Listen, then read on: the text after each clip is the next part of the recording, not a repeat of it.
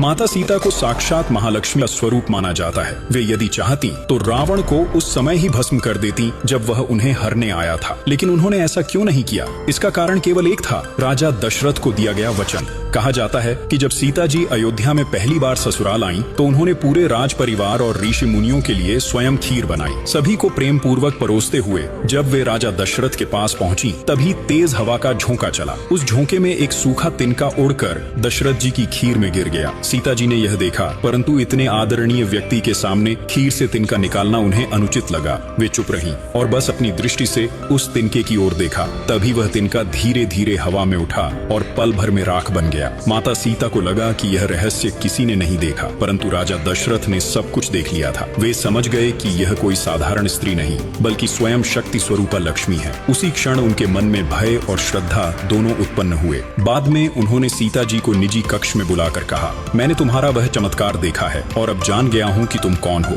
परंतु मुझसे एक वचन दो। जिस दृष्टि से तुमने उस तिनके को देखा था, उस दृष्टि से अब किसी और को कभी मत देखना।